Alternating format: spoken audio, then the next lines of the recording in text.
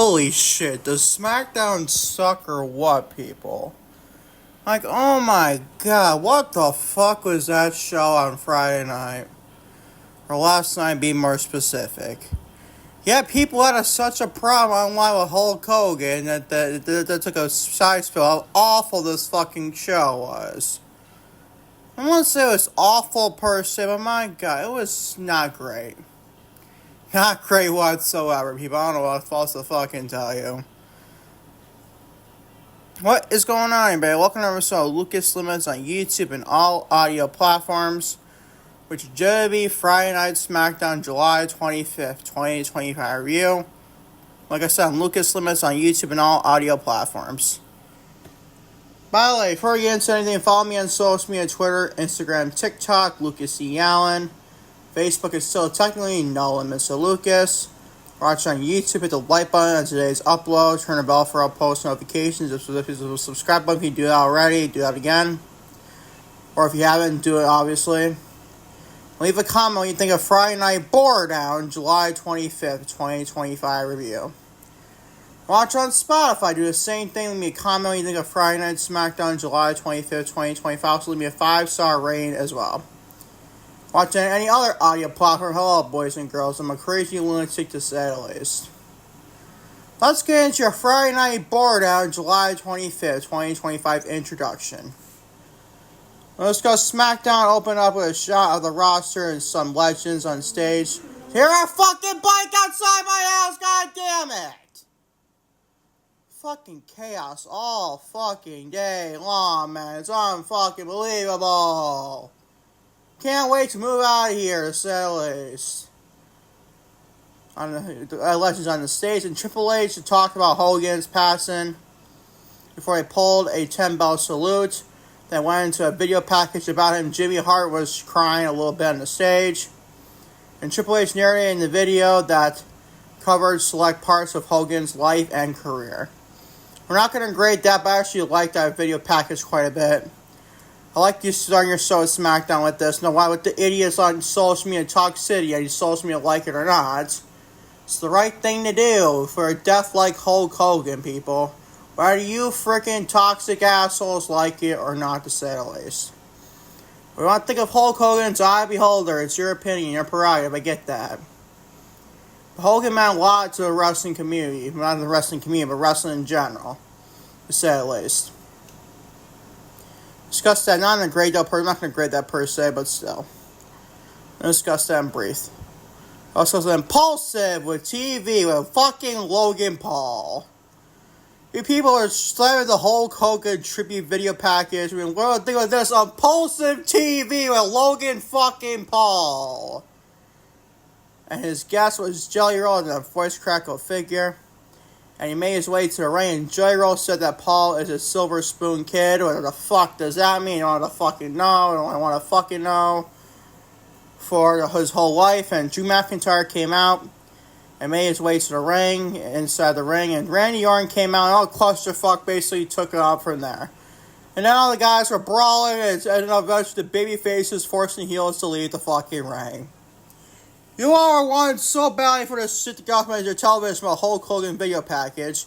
Also, we get to this clusterfuck. I want to give a flying fuck open to your good old Friday Night Smackdown show for you. Unbelievable, you people. We can't with some people in the wrestling community. Idiot wrestling community, to say the least. Also, on Roxanne, Perez defeats Alexa Bliss.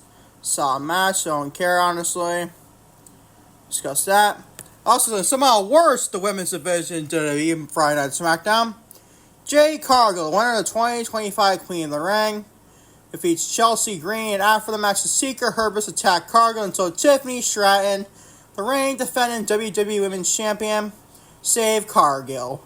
Fucking, the match was not even that long.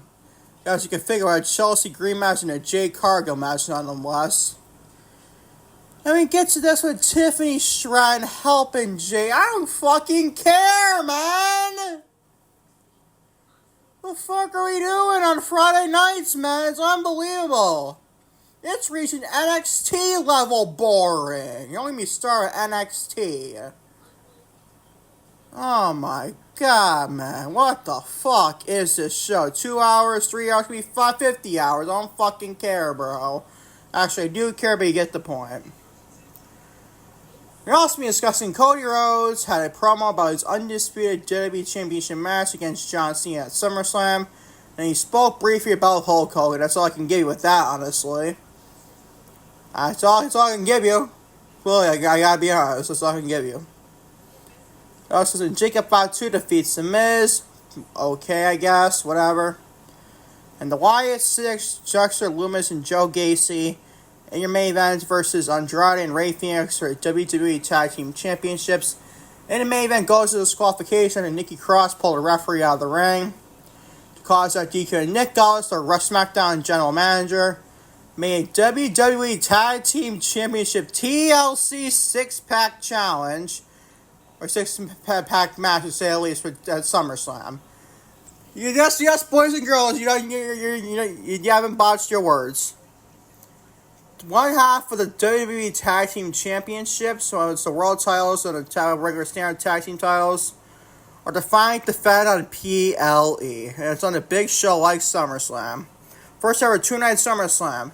Wow, Triple H, he entered the IWC prayers to get at least one of the 2 Tag Team titles on the men's side on SummerSlam. Wow, and a PLE in general. Wow, man. You learn from your mistakes at the SmackDown before WrestleMania. You learn your mistakes. Wow, I'm shocked. What's after WrestleMania? I mean, before WrestleMania, right after WrestleMania, doesn't get fucking matter. He learned from his fucking mistakes. And this is going to be a kick-ass match, by the way. We're going to discuss everything on today's podcast. Going to enjoy it, maybe. So I was going to say, it's this week's Friday Night Board-Down review of July 25th, 2025. And Lucas Limits on YouTube and all audio platforms. Starting with, you guessed it, SmackDown opening up with a shot of the roster and some legends on the stage. Triple H talked about Hulk Hogan's passing before they played a 10-bell salute and then went to a video package about him. And then Jimmy Hart was crying a little on the stage, and Triple H narrated the video that covered select parts of Hogan's life and career. I thought this was actually a pretty good video package. People, I'll be honest. WWE does a lot of great stuff with like video packages of stuff celebrating like wrestlers' deaths and honesty, and they just did that with this. They definitely did good stuff with this to say at least. No, you think of Hulk Hogan or not, people, it doesn't fucking matter. They need to do something, at least something like what they did last night, at the bare minimum. If they were not going to do a tribute show, which I don't blame them, they didn't do a tribute show, and honestly, I don't blame them whatsoever with that. At least do something like this at like the top of the show, where if you support your all-time great. I don't think of Hulk Hogan in the past. I'll be honest, I couldn't stand Hulk Hogan. I absolutely can't stand Terry Bollea, and I couldn't even stand the Hulk Hogan character. If you want to think of it, it doesn't matter in all honesty. WWE did the right thing last night with this. They're not going to do a tribute show, like I said. I did not blame them whatsoever if they didn't do that. I'll probably not even done that anyway, so I don't think Hulk Hogan, the type of person he is, deserved a tribute show. But at least he deserves something like this. What they got last night, so I like this star quite a bit. When I think of Hulk Hogan, like I said, people, like I said how many times in this fucking podcast, and yesterday and the day before on Thursday, always Thursdays, Friday, and Saturday, say at least. When I think of Hulk Hogan, it's your opinion, I get that. But you can't think you can slam this type of thing. But people obviously slam it because they can't stand Hulk Hogan, Terry Bollea as a human being to say the least. For the stuff he said in the past, I understand you've saved that, but you get the point. I'm not going to grade this or any of this stuff here. It'd be kind of like bizarre if you grade something like this to say the least. I'm not going to grade right here. But right stuff to start your show with that. Following a death of caliber like Hulk Hogan. Moving on to Impulsive TV. For people who are slamming the Hulk Hogan thing, You want your wrestling, right? Well, you get Impulsive fucking TV with Logan Paul. You were all wanting so badly for the Hulk Hogan thing to end. You got actually someone who's probably just as, I don't want to say bad as a human being as Hulk Hogan. He probably going to be up there. Logan fucking Paul. Unbelievable, people.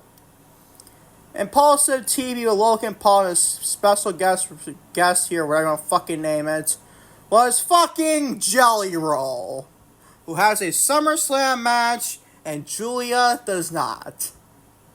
The WWE United States Champion for females. And by the way, I did see that on SmackDown, where they had Kiana James be like a manager for Julia, get that backstage someone Zelina Vega and Julia.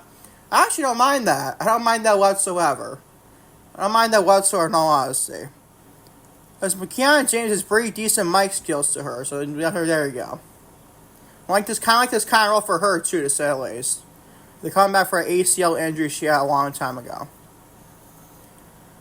But still, she's still the fact. The JellyRoll has a fucking SummerSlam match, but not Julia. How fucking ridiculous. JellyRoll made his way to a ring, and JellyRoll said that Paul is a silver spoon kid. What the fuck does that mean? I don't fucking know. Nor do I want to fucking care. For his whole life, and Drew McIntyre came out and made his way to the inside the ring. And Randy Orton came out, and everyone just started brawling. That's all it was, honestly. And it ended with eventually with the babyfaces, JellyRoll and Randy Orton, obviously, forcing the heels, Drew McIntyre and Logan Paul to leave. This, my friends, gets an overall grade of a C-.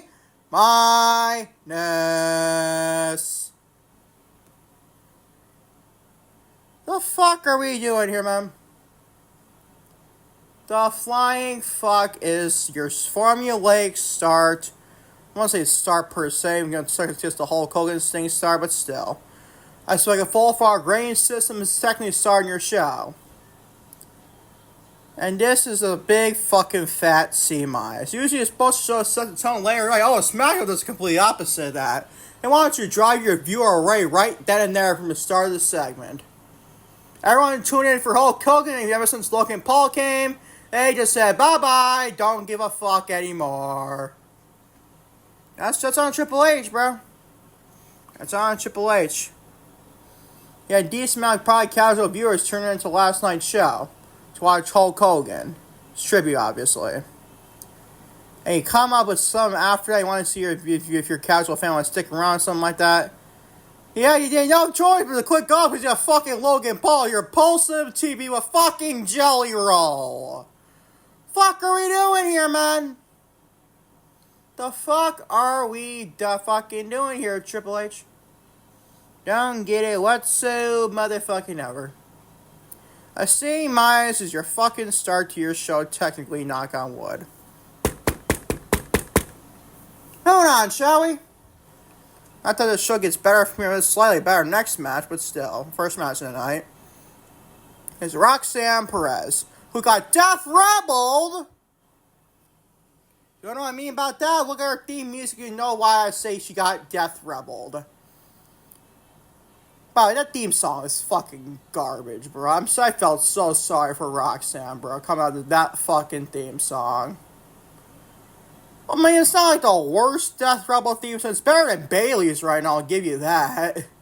That's how bad Bayley's theme song is. I wish you could fix that, honestly. That's asking way too much on Death Rebel. Roxanne Perez is a new theme song, and I fucking can't stand it. Like normal other Death Rebel theme songs, like I said. Roxanne Perez defeats Alexa Bliss. Slightly better than the opening segment. This gets a C+. It was an okay match per se, but and another fucking roll-up, man. Another women's wrestling match, another match in general starting your show for any WWE event or show in general, ends with a fucking roll-up. What else is new? What else is new, bro? I know. I fucking know, man. I know Timmy and Jimmy, I know, it's fucking bizarre, man. Remember that skit a long time ago I did about this Saturday Night's main event? I believe it was May? The May edition of Saturday Night's main event for 24th of 2025. That skit with Timmy and Jeremy about for commercials at NBC Network. Yeah, man, I had classic days to say the least. Yeah, man. This gets a C+ for Roxanne Perez and Alexa Bliss. What do you want me else to fucking say? I do like Alexa Bliss and Charlotte Flair, believe it or not, attack. It makes me think of Charlotte making light Charlotte Flair a lot. Even more so. And a major voice crack, go figure. But this match didn't do nothing for me, honestly. I kind of feels bad, man. It's Roxanne, Perez, and Alexa Bliss, bro. Come on. Let's do better here at Triple H. I was asking way too much of them, probably. It's something worse, though, in this match for the women's division. Jade Cargill, the winner of the 2025 Queen of the Ring, defeats Chelsea Green. After the match, the Secret Hervice attacked Cargill until Tiffany Stratton, the reigning defending WWE Women's Champion, saved Cargill. This, my friends, gets an overall fucking grade of a D fucking plus.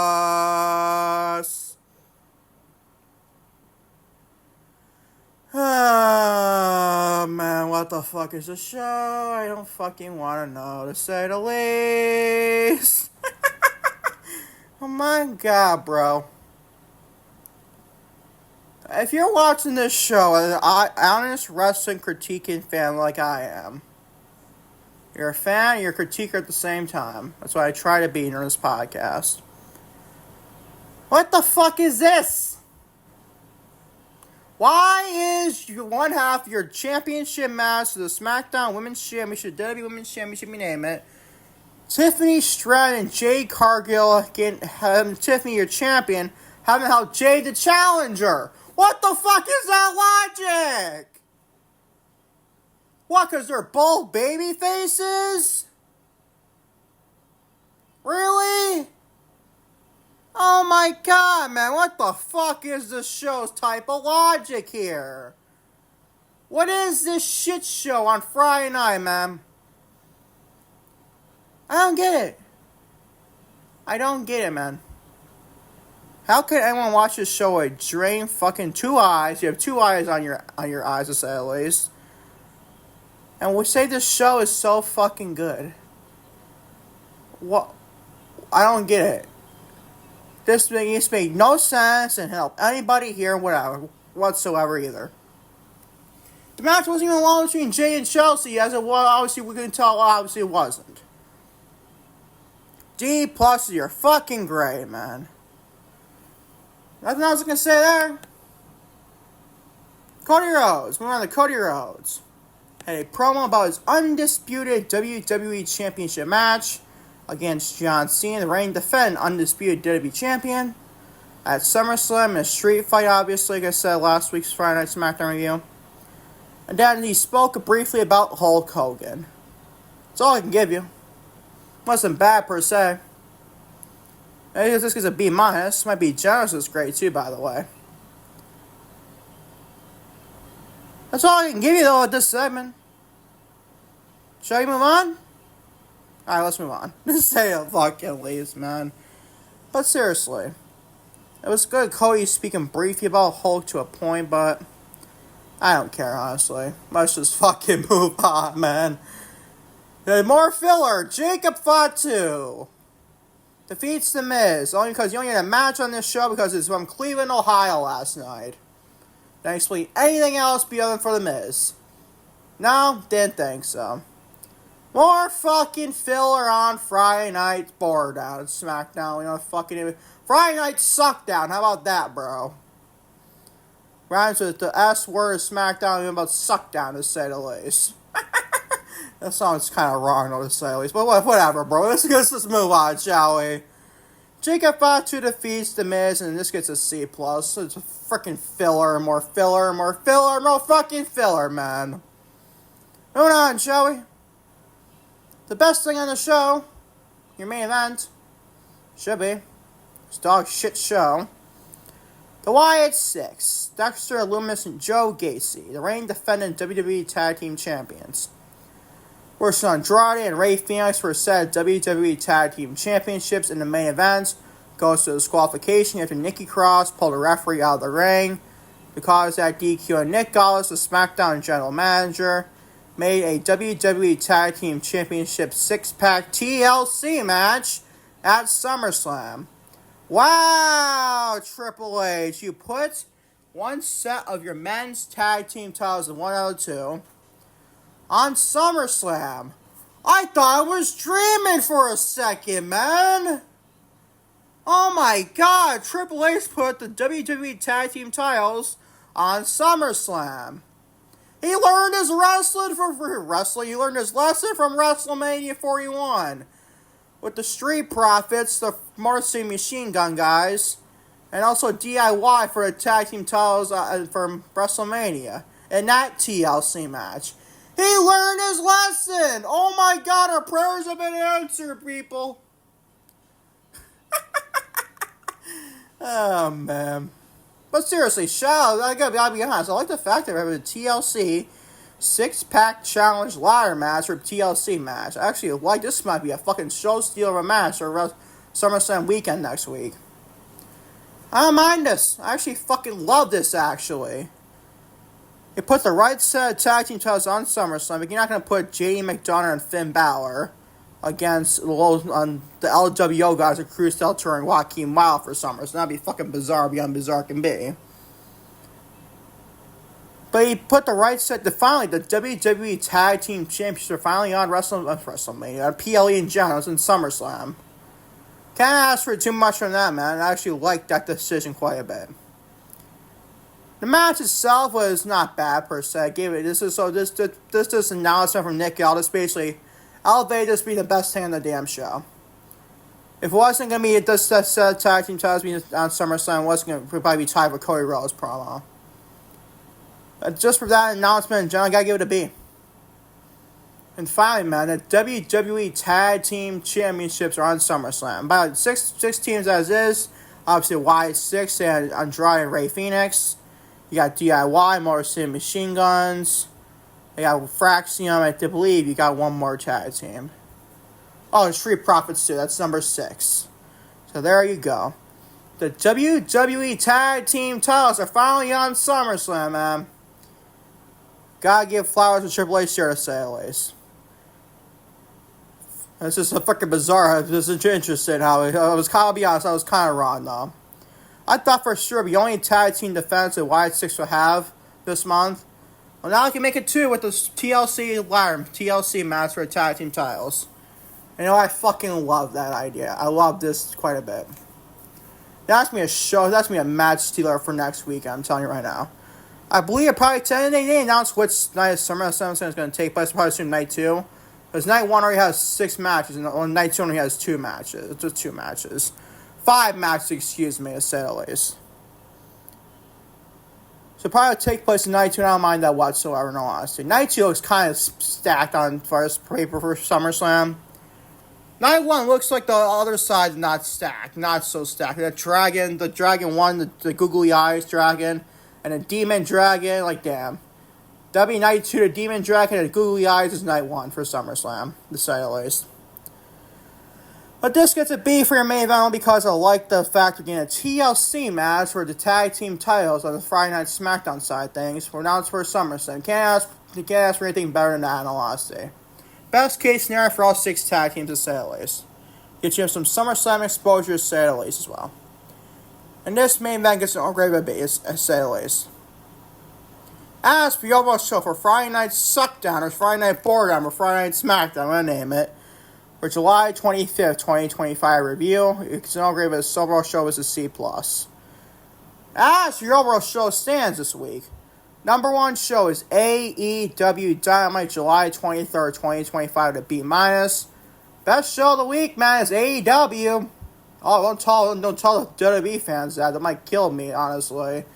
A slight exaggeration, but still.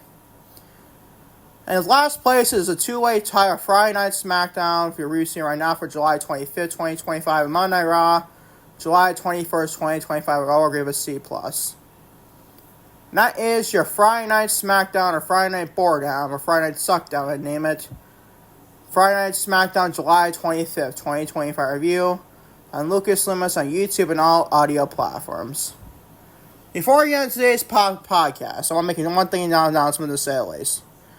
The Lucas Limits Full File Podcast, like if I wanted to debut that, honestly, episode number 1 will be out tomorrow, discussing all news. I'm obviously going to do your Survivor Series. I'll also be doing your SummerSlam 2025 preview and predictions on the podcast tomorrow. So stay tuned for that, to say the least. And we'll have to discuss MJ. Yeah, I'm discussing Goldberg, Patrick Goldberg, to say the least. And also recapping the Ozzy Osbourne and Hulk Hogan passings, to say the least, this week as well. For now, that's about it to say. It's also this day in wrestling history as well, to say the least as well.